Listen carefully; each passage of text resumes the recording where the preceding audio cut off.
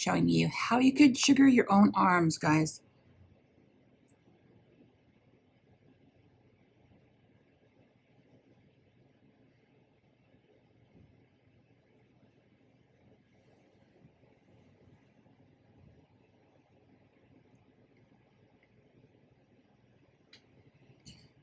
If you don't know what you're doing, you definitely can get stuck with the sugar. For example, I'll show you. You see how it's starting to get all tacky? You don't want that to happen. It is a mess, okay? This is what you don't want. You'll end up getting stuck. So when you see something like that, you're going to mold your hair. You're just gonna mold the sugar against. Just go up, just like this.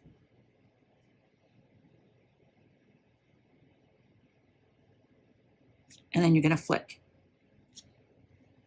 and flick and flick and flick and flick. And then again, if you do this, once again, something happens, you're gonna get stuck again. You see how it's all tacky and you can't remove the sugar. This is what's gonna cause bruising, irritation, and lifting of the skin. And sometimes what you're gonna do, if you get too stuck, you're gonna have to remold your sugar just like this.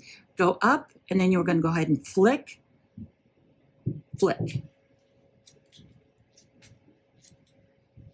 Once you get good, then you'll end up moving pretty fast. It takes some time to do this.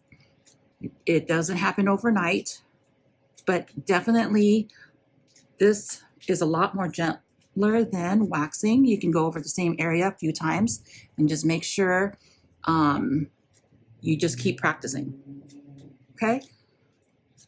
I hope you can subscribe to the video because actually for YouTube, I'm going to be doing several more videos here so you can see some of the more techniques that I do for some of my clients and on myself.